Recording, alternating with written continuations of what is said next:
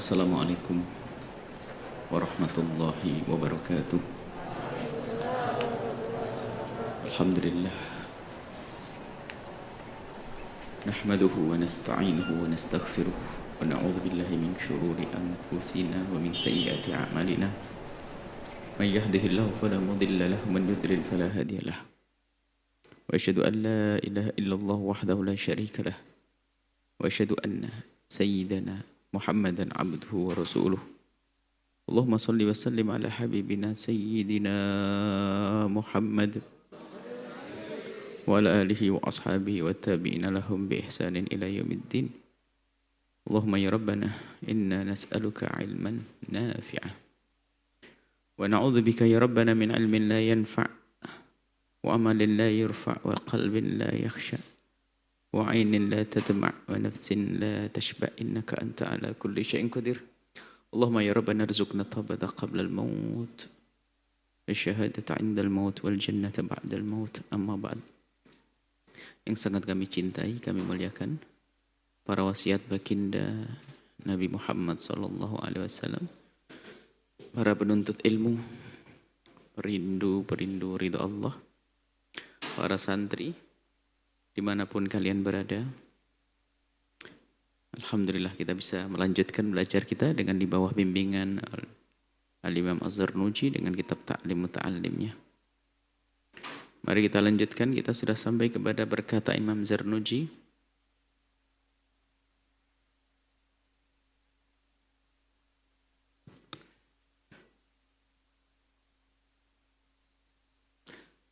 walihada, oleh sebab itu,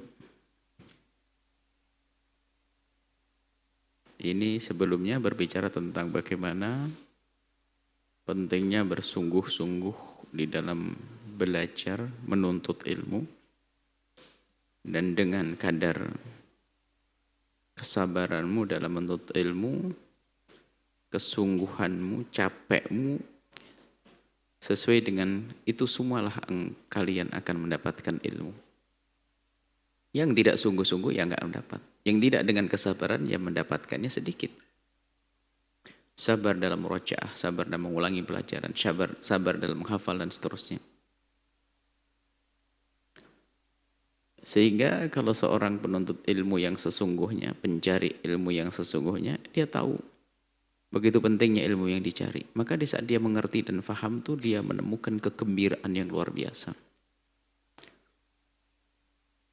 Senang. Dikatakan di sini oleh sebab itulah lezatnya menuntut ilmu bagi yang sadar pentingnya ilmu. Oleh sebab itu karena Muhammad bin Hasan Asy-Syaibani, muridnya Imam Abu Hanifah. Idza sahiral layali, kalau beliau itu begadang di beberapa malam, bukan maksudnya enggak tidur, maksudnya apa? Beliau memurojaah, mempelajari satu permasalahan itu sampai tidurnya malam. Ada permasalahan, karena beliau adalah seorang ulama gede, ulama besar, sehingga jadi tumpuan pertanyaan umat. Sehingga setiap ada permasalahan beliau ingin atau berusaha untuk menyelesaikannya, dan itu perlu waktu merenung, berpikir, mencari jawaban dan seterusnya. Wan halat lahul muskilatu, kemudian kalau sudah inhalat, terurai permasalahan yang datang dari umat atau permasalahan ilmiah, masalah fikih atau apapun, kalau sudah mendapatkan jawaban, yaqulu, beliau berkata, aina abnaul muluk min hadhil ladzat. Maksudnya apa? Mana kesenangan anak-anak raja itu dibanding kesenangan yang aku dapat? Maksudnya apa? Oh, alangkah indahnya rasa gembira yang saat ini. Alangkah senangnya aku, alangkah gembiranya aku. Maksudnya apa? Kegembiraan yang aku rasakan pun tidak akan dirasakan oleh anak-anak raja yang katanya gembira. Maksudnya begitu indahnya, begitu bahagianya mendapatkan solusi dari permasalahan yang ia faham, yang datang kepadanya. Begitulah perindu ilmu. Mendapatkan ilmu itu kayak enak. Artinya apa? Begitu banyaknya nikmat, bersama kesungguhan di dalam menuntut ilmu, akan faham permasalahan. Kapan dia faham? Setiap kali faham permasalahan mendapatkan kenikmatan. Yang kenikmatan ini tidak akan dirasakan oleh siapapun. Biarpun abnaul muluk, anak raja-raja.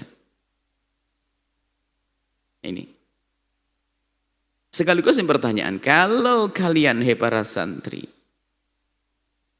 tidak pernah menemukan kelezatan di saat kalian mendiskusikan sebuah permasalahan yang belum ada solusinya, belum ada jawabannya, kemudian kalian sampai kepada pemahaman yang benar, lah kok kamu belum girang, ini berarti kamu ini tumpul rasanya, atau nggak ngerti ilmu apa yang kamu cari. Ini. Dan bisa kita pahami juga bahwasanya hiburanmu itu ya di situ itu. Sehingga kenapa ada orang belajar kok sampai seperti itu? Karena apa? Beliau menikmati. Makanya kalau ada santri yang belum bisa menikmati, berarti belum mengerti qimatul ilmi. Nilainya ilmu itu belum tahu. Dan keutamaannya penuntut ilmu belum tahu. Karena belum tahu, dia di saat mendapatkannya biasa-biasa saja. Ilmu tidak beda dengan apa yang kita miliki dari perabot-perabot.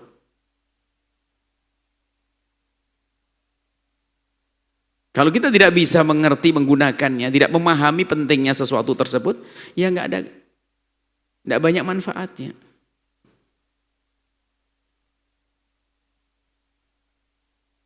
Ada orang mungkin, orang kampung, orang desa, biasa menanak nasi, memasak dengan kayu dibakar seperti itu.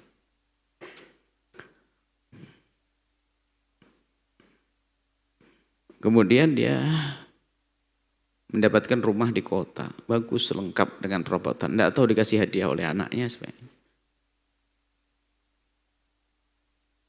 Di situ lengkap perabotan untuk alat ini apa. Ada alat jus, alat segala macam lengkap semuanya. Cuman ternyata sang ibu ini di belakang rumahnya bikin tungku dia. Padahal di situ sudah lengkap, ada kompor, gas segala macam. Dia bikin tunggu di belakangnya. Masak sini kayu, cari kayu, masak lagi. Anaknya datang, loh ibu ngapain bikin tungku lagi? Gimana enggak bikin tungku nak? Kan harus masak Umi nak. Loh, Umi ini kan ada kompor Mi, ini tinggal begini. Oh gitu nak. Tinggal nyala apinya. Kenapa kok dia bikin tunggu di belakang? Karena tidak mengerti. Jadi kompor gas nggak ada artinya karena tidak mengerti. Sehingga bikin tunggu di luar. Sehingga di saat dia mengerti menggunakannya. Sama ilmu pun juga demikian. Kalau kita tidak mengerti pentingnya ilmu ini ya nggak bisa berguna. Menjadikan kita sadar akan pentingnya ilmu itu ya kita paham dong tujuan kita. Tujuan kita apa sih? Akhirat, ridho Allah, ingin beribadah, beramal dengan ilmu kita. Maka kita menuntut ilmu, belajar ilmu, kemudian setelah belajar ilmu kita amalkan. Kan begitu?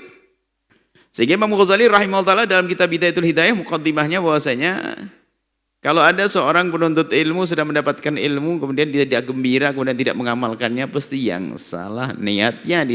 Dia tidak mengerti untuk apa itu ilmu. Ibu-ibu belanja ke pasar nggak mikir belanja, asal beli aja sampai di rumah nggak bisa dipakai apa-apa. Berarti bodoh dia. Harus ngerti kita. Sekarang tahu untuk tujuan kita itu akhirat. Allah, ridho Allah. Maka dengan ilmu ini untuk kita bisa beribadah dengan benar. Mengabdi dengan benar. Berbuat baik dengan benar. Dengan ilmu untuk kita mendapatkan kejayaan dan kemuliaan nanti di surga. Kan gitu. Berarti kembali kalau ke belakang sana ya iman dulu dong kepada Allah dan ada surga Allah di sana. Kalau kita balik adalah sadari bahwasanya hidup ini adalah akan berakhir. Setelah itu akan kita masuki kehidupan baru lagi alam barzakh, kemudian di akhirat nanti di surga.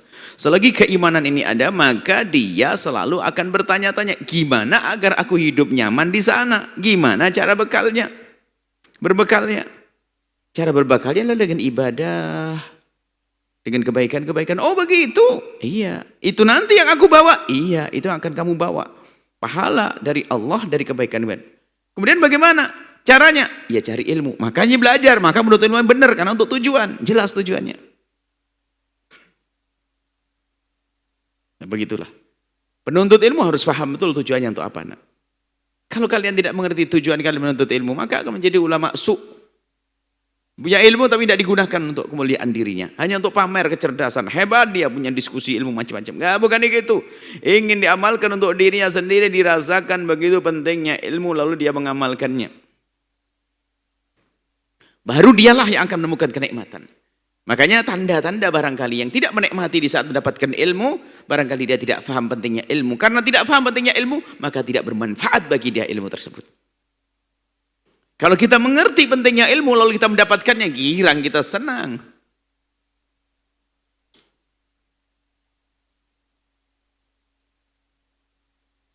Ya kan? Biarpun kelihatannya, wah, ilmu segitu, ilmu sepele, itu kecil, gampang. Tapi karena kita memerlukannya, jadi berguna. Jadi senang kita, apapun kita.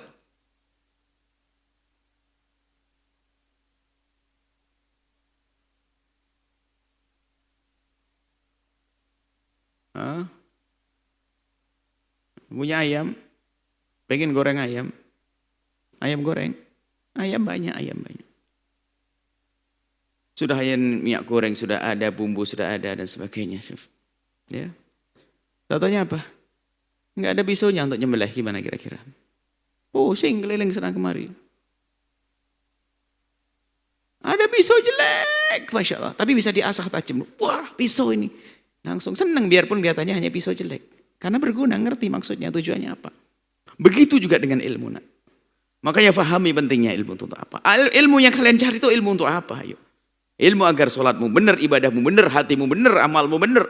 Untuk apa? Untuk mendapatkan kebahagiaan nanti di surga. Semangat mencarinya. Di saat semangat mencarinya, dia saat mendapatkannya, dia gembira, riang, gembira. Melebihi daripada senangnya anak-anak raja, kata Syekh Muhammad bin Hasan Asy-Syaibani. Yambaghi dan seyogyanya. Hei para penuntut ilmu. Li talibil ilmi bagi penuntut ilmu alla yastaghila bi syai'in, jangan menyibukkan diri dengan sesuatu akhar yang lain ghairil ilmi, kecuali penuntut ilmu. Hei para penuntut ilmu, jangan coba-coba nyambi-nyambi kerja kayak atau ini dan sebagainya, kecuali memang kamu harus kerja karena nggak ada yang mencukupi kehidupanmu. Tapi ada santri yang sudah dicukupi oleh orang tuanya, nak kamu tinggal belajar nak. Kerja. Akhirnya menikmati cari duit, nggak dapat ilmu, nanti pada akhirnya nggak belajar. Kecuali memang orang tua tidak membekali, kemudian juga dia harus makan, harus beli buku, maka dia bekerja. Itu pun hanya sebatas keperluan saja. Kalau memang penuntut ilmu yang sejati itu, penuntut ilmu yang sesungguhnya.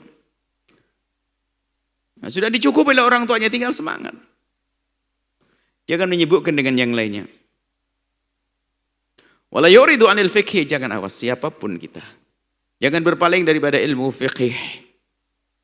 Fikih di sini adalah isyarat dalam mazhab Hanafi ya. Fikih ini adalah ilmu akidah dan ilmu fikih. Fikih dalam mazhab Imam Hanafi selalu ya ingatkan bahasanya ini adalah pengarangnya mazhabnya Hanafi, maka harus paham istilah khusus dalam mazhab Hanafi. Fikih itu bukan fikih bab wudu, salat itu saja. Fikih dalam mazhab Hanafi ada dua, fikih akbar sama fikih asghar. Fikih akbar adalah ilmu akidah, fikih asghar adalah ilmu fikih bab ibadah. Artinya bukan kamu tidak boleh untuk menjadi seorang dokter, seorang insinyur, enggak, bukan. Akan tapi yang enggak boleh adalah kalian belajar ilmu dunia tapi lupa ilmu fikihnya. Berarti keblinger, tertipu. Mau melestarikan dunia, akhiratnya hancur.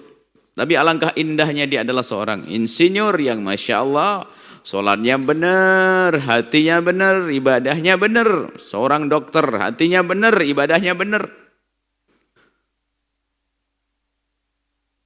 Para santri dimanapun kalian berada ini.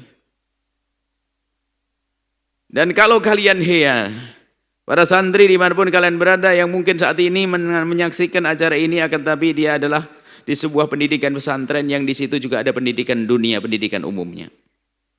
Dimanapun kalian, di pondok manapun kalian berada, dengan guru siapapun kalian belajar. Jika ternyata kerinduanmu untuk belajar agama kok lebih rendah daripada ilmu dunianya, maka ketahuilah imanmu yang kropos. Kamu belum faham akhirat. Hati-hati. Mumpung ini kesempatan mengingatkan melalui Imam Zarnuji ini. Hati-hati anak-anak semuanya, para santri. Sementara belajar ilmu agama yang dimaksud bukan kalian harus menjadi seorang faqih yang bisa tidak, ilmu fardu ain. Salatmu harus benar, urusan pribadimu harus benar. Jangan tertipu, belajar ilmu kedokteran, lihat memerlukan waktu bertahun-tahun, belajar ilmu agama 6 bulan saja nggak mau, berarti pasti keblinger dia. Hati-hati. Mumpung kalian dengar, hei calon-calon dokter, calon insinyur, calon-calon pengusaha besar, calon-calon pakar-pakar ekonomi, siapapun kalian yang dengar, yang menyaksikan acara ini, ingat dahulukan ilmu agama. Dan itu nggak butuh waktu lama. Tinggal setelah itu ngamalkan. Ada membersihkan hati nggak ada hentinya. Kita harus terus mengikuti kegiatan para ulama. Baru kalian menjadi seorang pelestari semesta ini dengan hati yang rindu kepada Allah Subhanahu wa taala. Khalifah Allah di muka bumi dengan hati yang penuh kerinduan kepada Allah.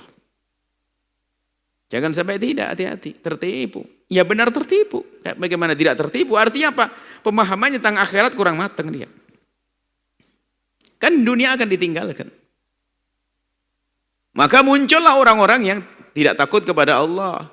Dagangnya nggak peduli halal haram, sehingga kekayaannya bukan tambah dia dekat kepada Allah, tambah dia jauh dari Allah. Jadi jabat jadi curang nanti. Jadi dokter pun juga nggak jujur, jadi apa saja. Karena apa? Nggak kenal Allah hatinya. Karena dalam menuntut ilmu tidak pernah mendahulukan Allah. Maka kata Imam Zarnuji ini hendaknya jangan sampai berpaling dari ilmu fikih, ilmu akidah dan ilmu ibadah.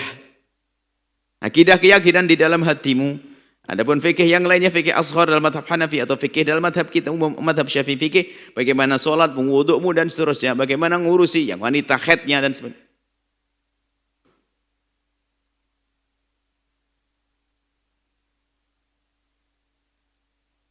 Hati-hati, tolong ayo sadar, bismillah, belajar. Dan alhamdulillah kita mencoba untuk bisa menghadirkan satu kurikulum ringan ya, buku-buku ringan. Dan itu kalau calon-calon insinyur saja yang dengan kecerdasan rata-rata, anggap saja lebih rendah dari rata-rata. Apalagi yang sudah memang kelas-kelas IQ cerdas, mempelajari buku-buku itu dalam waktu singkat, nggak perlu lama-lama. Ada yang sudah kami hadirkan bentuk fikih praktis. Fikih praktis yang mencakup dua fikih akbar sama fikih ashar dalam madhab Hanafi. Fikih praktis ada bagaimana cara wudhu yang benar. Buku kecil, bisa dibaca sendiri. Fikih praktis masalah toharoh, kemudian masalah sholat. Kemudian nanti fikih praktis tentang puasa. Ringan-ringan, dan harus tahu yang demikian itu.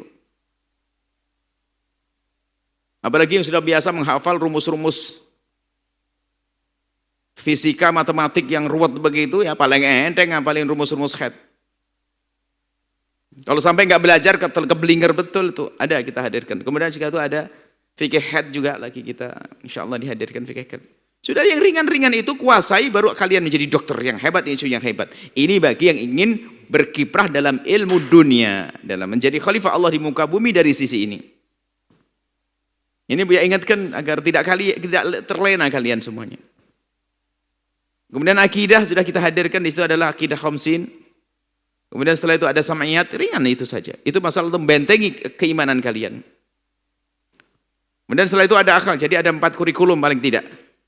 Ini bagi kalian yang sambil mondok, kemudian sambil sekolah, kemudian cita-cita kalian masuk kampus. Adapun yang bakal menuntut ilmu agama jadi ulama, ceritanya panjang ini, adalah belajar ilmu agama yang tidak ada batasnya juga. Ini bagi kalian yang belajar ilmu dunia, ingat, fikih praktis, ilmu fikih harus ngerti, akidah harus ada, akhlak, bagaimana perilakumu dengan sesamamu, dimulai dari orang tuamu, saudaramu dan seterusnya. Ini perlu akhlak. Yang keempat adalah bagaimana kalian pandai membaca Al-Quran, sehingga ibadah-ibadah membaca Al-Quran tidak akan putus. Itu saja 4 hal. Fikih, akidah, akhlak, Al-Quran. Ini bagi orang-orang sibuk yang di luar sana. Maksudnya 4 hal ini harus mateng kalian, wahai para santri yang sambil belajar ilmu dunia. Adapun santri yang menekuni dunia ilmu agama, wah panjang ceritamu, bukan hanya ini. Ilmu-ilmu yang lain. Tapi yang kita sebutkan 4 tadi itu asas itu. Jangan sampai tidak. Maka wala yu'ridu anil fikih, agar kalian itu akal, wala yu'ridu, dan hendaknya seorang penuntut ilmu itu jangan sampai berpaling anil fikih, dari fikih akbar atau fikih asghar, ilmu akidah atau ilmu fikih. Jangan berpaling, maksudnya enggak boleh meninggalkan sama sekali itu, sama sekali enggak sah.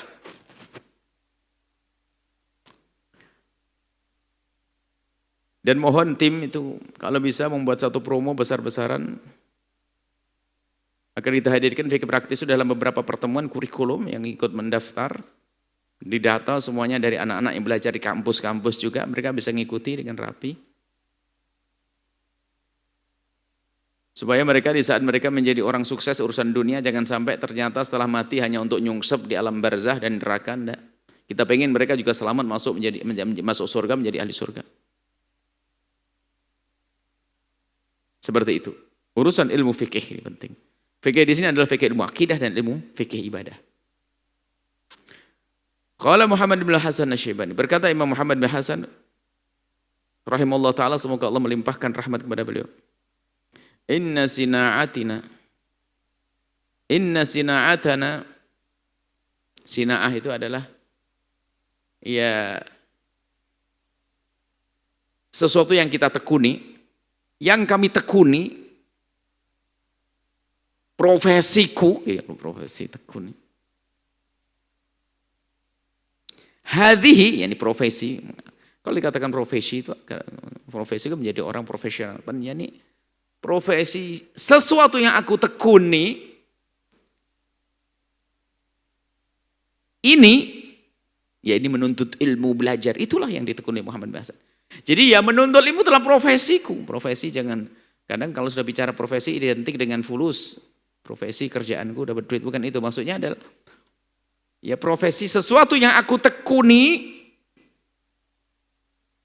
Mana profesi kan profesional kan begitu maknanya. Cuman ditanya profesimu apa, karena urusan dengan gaji. Padahal maknanya lebih luas adalah profesi adalah sesuatu yang ditekuni, baik ada gaji atau nggak ada gaji. Di sini adalah yang aku tekuni adalah ya ini, berkecimpung dalam dunia ilmu. Kami di sini adalah beliau adalah menunjukkan kami para ulama, para ustadz, kami, beliau ini yang ngomongkan. Minal mahdi ilal lahdi, mulai daripada di ayunan ibunda sampai di ayun di keranda, kirim ke kubur. Nah ini. Jadi pokoknya kalau selagi mulai lahir sampai mati tetap belajar ini. Ini adalah profesiku yang aku tekuni. Kalau kalian pengen seperti saya, ya harus serius dong menuntut ilmu. Terkata beliau, "Faman arada ayyatruka ilmana", kalau orang pengen meninggalkan apa yang selama ini kami tekuni, ilmana hadza sa'atan, biarpun sesaat, falyatrukhu as-sa'atu, maka akan meninggalkan dia semua waktu. Maksudnya begini, yang aku tekuni ini adalah dunia ilmu. Kalau kalian ingin bersama kami, ya kalian harus serius. Jadi nggak ada waktu kecuali belajar. Kalau ada yang mencoba meninggalkan sesaat saja akan kehilangan semua waktu. Maksudnya waktu akan meninggalkan dia. Maksudnya akan kehilangan, akan rugi. Maksudnya adalah, ya nggak ada kata istirahat, menuntut ilmu ke istirahat. Bukankah di dalamnya itu adalah juga ibadah, makna ibadah, ada kesenangan. Dalam menuntut ilmu ada ibadah, maknanya ada kegembiraan di saat faham dan seterusnya. Ngajar orang besar manfaatnya. Seperti itu. Nggak ada putus. Nuntut ilmu putus, nggak ada. Bahkan sampai mati.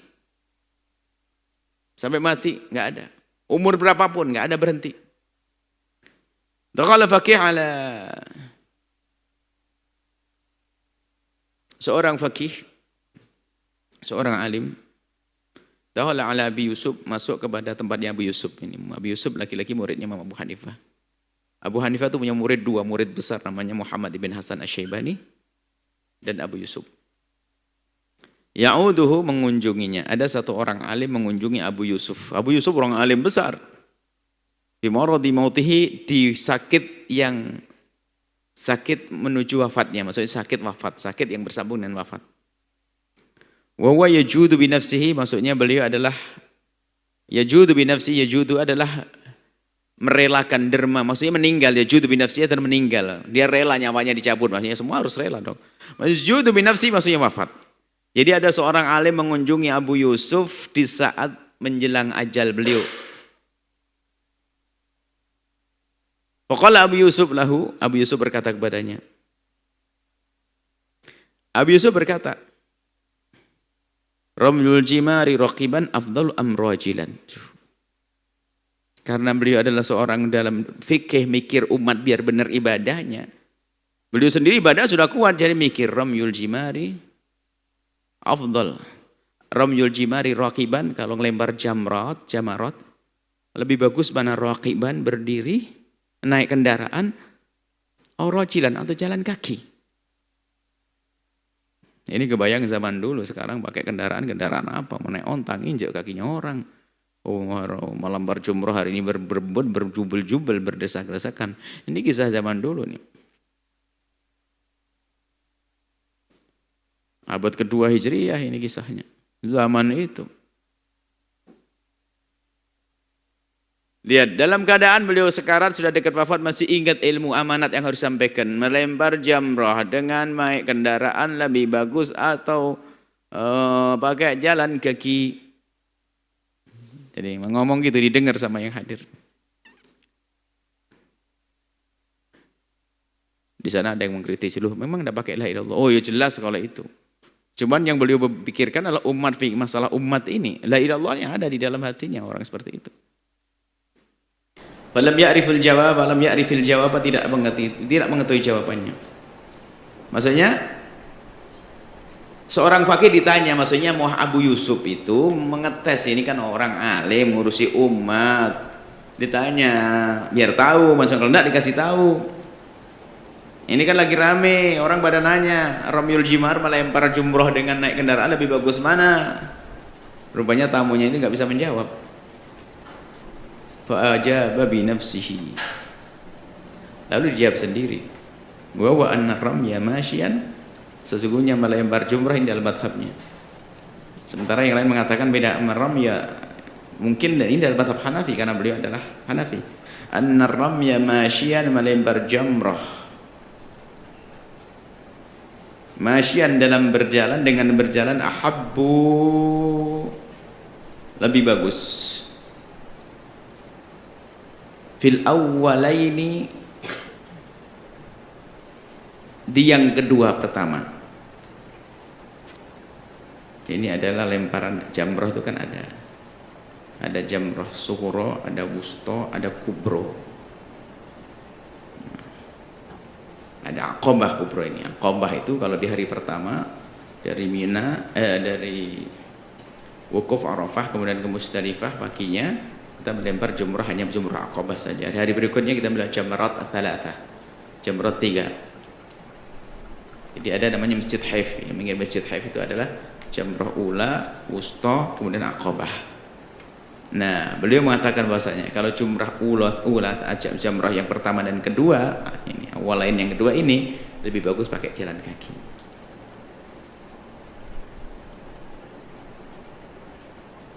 Kalau yang terakhir nanti adalah pakai kendaraan. Wa hakadha yambahi. Begitulah yang selesai sampai di sini kisahnya. Nah, sebagian mengatakan jawabannya tidak semacam itu, sebagian naskah tidak ada jawabannya. Beliau bertanya, kemudian sang fakih tidak menjawab sampai beliau wafat. Kemudian jawabannya apa? Setiap fakih akan menjawabnya. Fakih Syafi'i, fakih Maliki, fakih Hanafi menjawab. Sehingga ada sebagian mengatakan jawabannya adalah dilihat. Kalau nanti sambil berdoa, maka di atas kendaraan lebih nyaman. Dan kelihatannya sesuai dari masjid, dari jamrah sughra, tidak beda dengan sughra, wusta, kubra atau aqabah. Kemudian berdoa. Makanya di saat ini pakai kendaraan. Bisa saja khilaf. Bukan di sisi makna pembahasan fikih ini, akan tapi begitulah seorang alim faqih selalu berpikir tentang masalah urusan agama, urusan bagaimana umat, urusan ibadah.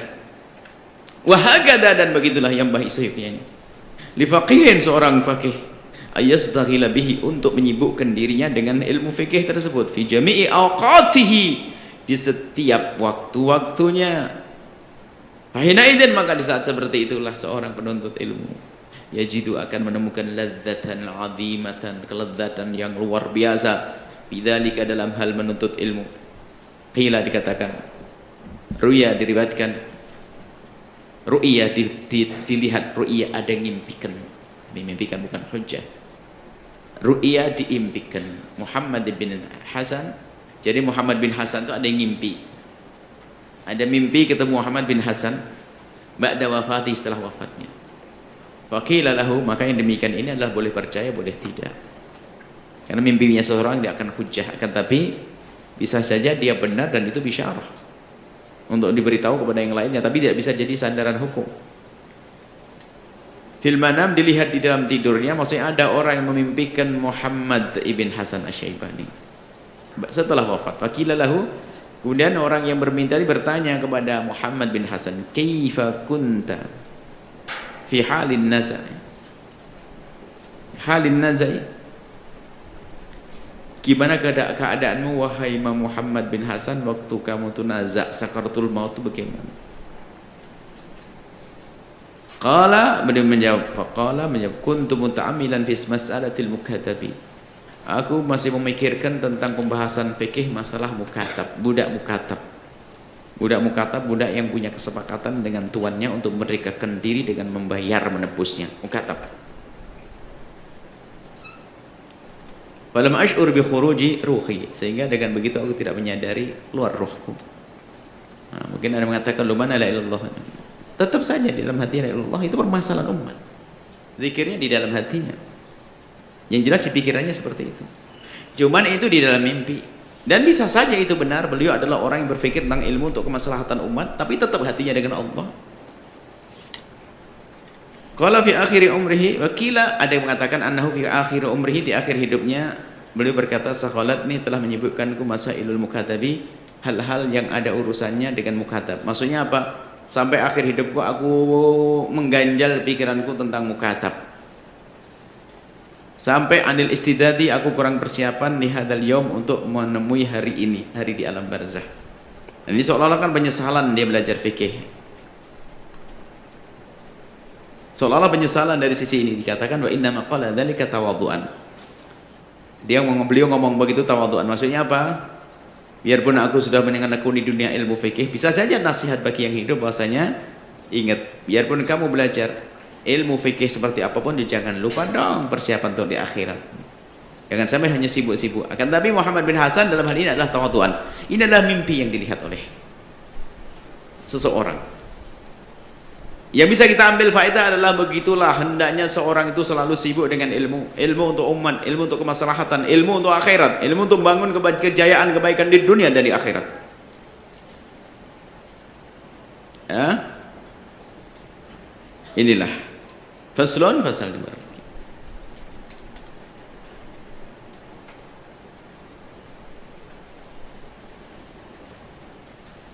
Kila waktu ta'allumi, dikatakan ada yang disebutkan fi waktu ta'allumi minal mahdi ilal lahdi.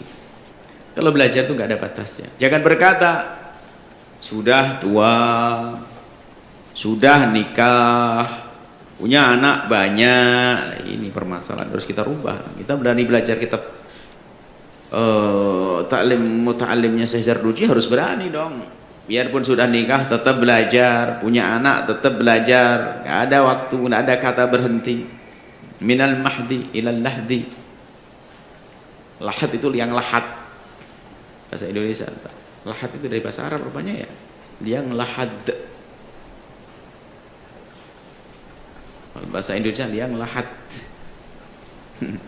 Liang lahat, lahdun, karena ada kuburan, ada syak, ada lahat. Syak dipelah di tengah-tengahnya, dilubangi. Kalau lahat adalah di, di, di, dikasih lubang mengarah ke kiblat. Nanti insya Allah di fikih jenazah ada itu semua. Jadi nggak ada batas belajar. Dakhala Hasan bin Ziyad fi tafaqquhi. Hasan bin Ziyad dakhala masuk, ada namanya orang alim Hasan bin Ziyad. Dakhala masuk fi tafaqquhi, belajar nuntut ilmu. Hei santri denger nih, nggak usah ragu umur berapa kamu masuk pondok nih, lihat tua-tuaan ya. Kalau kamu pamer saya sudah tua Bu ya, ayo pamer tua-tuaan sama kisah ini. Hasan bin Ziyad mulai belajar wa ibnu 80 sanatan, umur 80, kakek-kakek mau belajar dia. Sudah kakek-kakek masih semangat belajar nih. Berarti kalau kamu ternyata malas belajar, kamu lebih dari kakek-kakek. Kakek-kakek aja masih mau belajar, masa kamu akan jadi lebih dari nenek-nenek? Walam yabit alal firashi, tidak tidur di atas kasur. Maksudnya bukan tidak tidur, maksudnya dia berusaha untuk memperbanyak belajar, mengurangi tidur di atas kasur. Arba'ina sanatan, 40 tahun umurnya. 80 tambah 40 120, umurnya panjang. Fa'afta ba'da dzalika arba'ina sanatan, kemudian berfatwa 40 tahun. Hanya kisah semacam ini apakah benar atau mubalaghah fil jihad, kita tidak jangan sampai ke sana. Banyak orang umur 140 juga ada. Sebab yang ada tentang sejarahnya Al Hasan bin Ziyad adalah tanggal wafatnya, tanggal lahirnya tidak ada, tidak disebutkan tanggal lahirnya. Maksudnya apa? Belajar itu nggak ada batas waktu, makanya biarpun tua tetap belajar. Karena apa? Nah ini yang perlu dipahamkan. Di saat kalian belajar itu, ternyata belajarmu itu juga sudah ibadah, ngajimu itu ibadah. Bahkan kalau kalian menuntut ilmu duduk khusyuk begini ini lebih bagus daripada rokaat-rokaat sunnah yang kalian tegakkan. Karena kalau rokaat-rokaat sunnah yang kalian tegakkan adalah ibadah pribadi. Kalau ini menuntut ilmu untuk umat, untuk orang banyak. Cuman berarti jangan sampai nanti kalian tidak peduli dengan ibadah yang sifatnya pribadi, qasirah, tidak. Maksudnya ini manfaatnya besar, makanya harus yakini bahwasanya saat menuntut ilmu begini ini adalah ibadah, punya nilai ibadah. Wa afdalul awqati, dengar nih, paling bagusnya waktu dalam untuk menuntut ilmu adalah syarhus syababi, permulaan usia syabab, muda. Jadi usia-usia mudamu, di permulaan usia mudamu menjelang masa-masa puber, semangat 12, 13 ke atas, 14, 15. Pas ini para santri muda, apa mondok seumur begitu, tepat banget umur-umur. Waktunya ini agak susah nih, waktu sahari, sebelum subuh. Ini benar juga ini yang ulang pelajaran teriak-teriak habis subuh, sebelum subuh ini kayaknya benar juga. Kayaknya itu yang paling lengket nanti ilmunya itu. Bapak Imam Subuki, ya Subuki anak Taj Subuki, ayahnya namanya Taqi Subuki. Ini adalah termasuk min ajabi zaman. Taqi Subuki itu adalah punya anak namanya Tajuddin Subuki. Tajuddin Subuki itu anaknya umur 19 tahun. Itu ilmunya sudah melampaui semuanya, sampai ulama sepakat menobatkan dia sebagai sultanul ulama zaman itu. Hanya bapaknya saja nggak terima, jangan taruh di paling atas. Cuman kata ulama zaman itu, tapi dia berhak untuk mendapatkan, jangan. Akhirnya turunin dikit, tapi layak Subuki. Bapaknya alim, anaknya alim.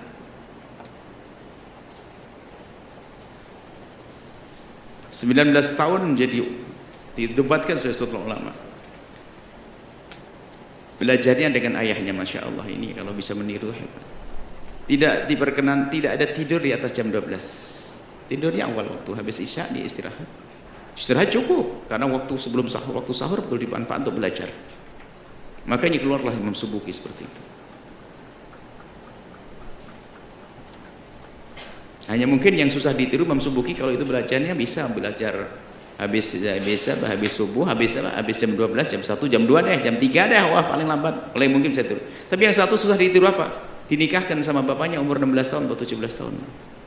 Boleh, ini yang susah, mau niru kamu nah. Aco nanti pondok bubar. 16 tahun nikah. Atau 17 tahun. Karena apa? Biar tidak kepikiran macam-macam, tinggal belajar saja. Maka menjadilah subuki. Nah, ini jangan macam-macam langsung, aduh ya saya pengen nikah biar konsentrasi. Kacau nanti. Bener dulu. Orang hebat beliau. Nah, waktu sahur kita babnya waktu sahur. Jadi beliau adalah subuki, taj itu adalah belajar banyak dari ayahandanya, subhanallah. Ngikuti ayahandanya kemana-mana, dibawa ayahandanya.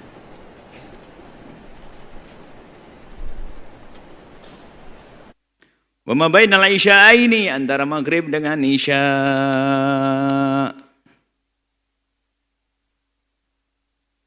Antara maghrib dengan isya.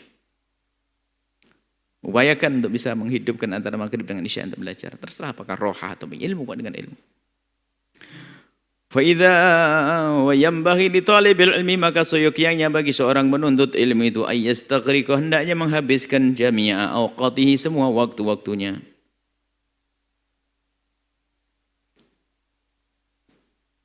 Waktumu hendaknya untuk belajar. Enggak ada waktu. Makanya Buya juga masih melihat, menyaksikan, hei para santri jangan gitu ya. Buya bangga suatu ketika melihat ada santri itu, Masya Allah, baru adzan sudah langsung berjajar di saf pertama.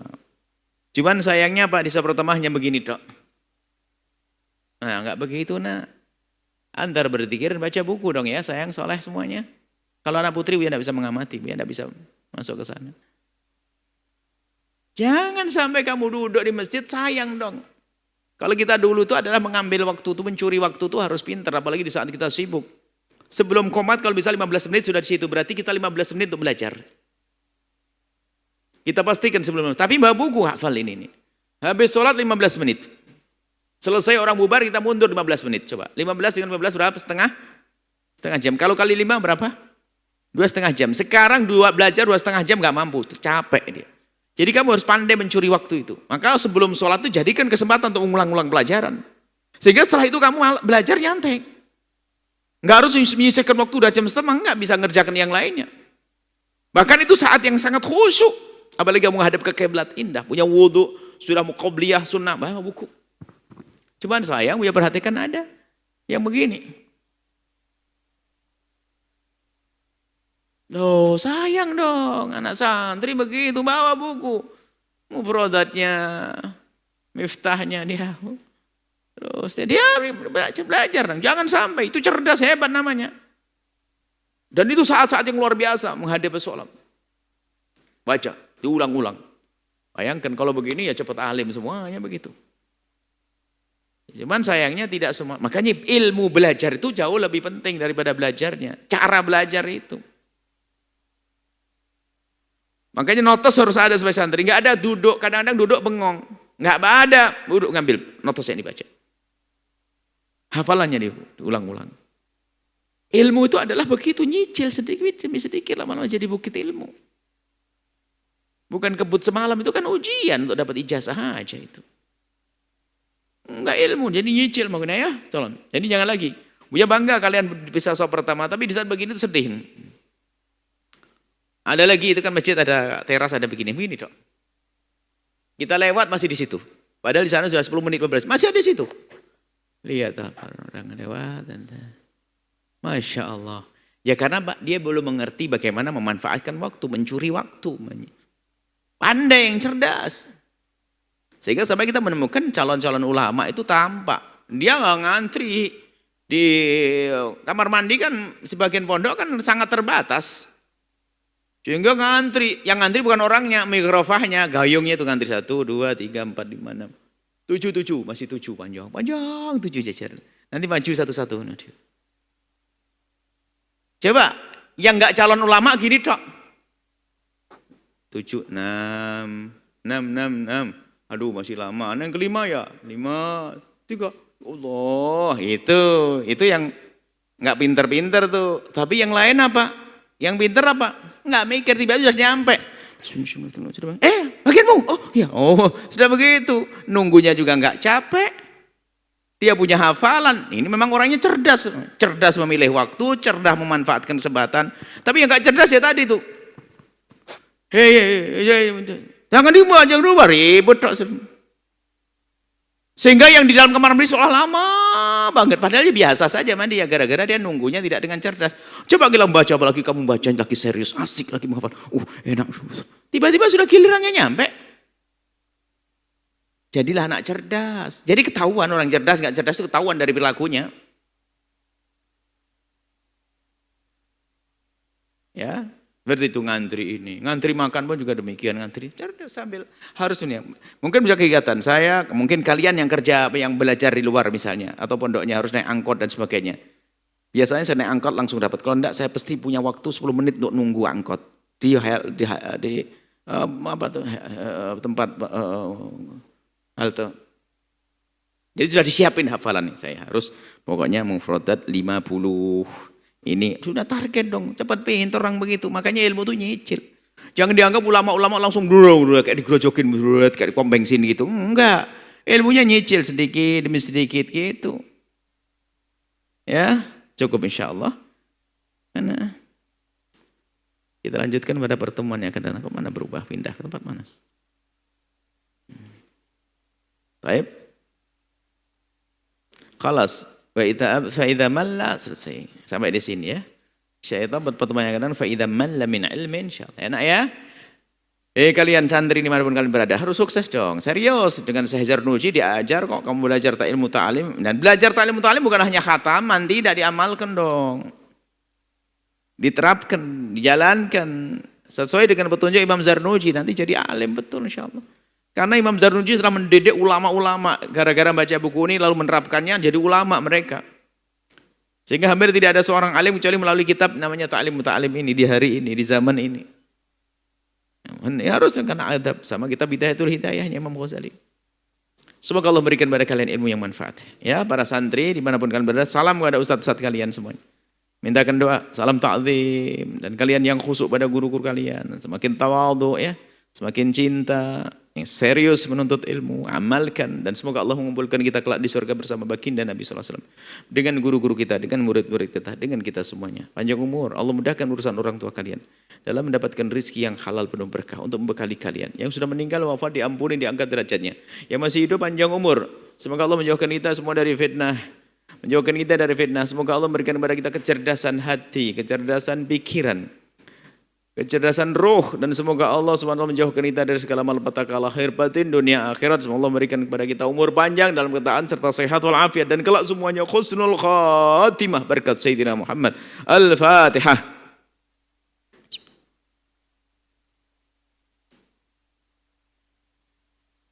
Terima kasih, mohon maaf, selalu wabillahi taufiq wal hidayah. Assalamualaikum warahmatullahi wabarakatuh.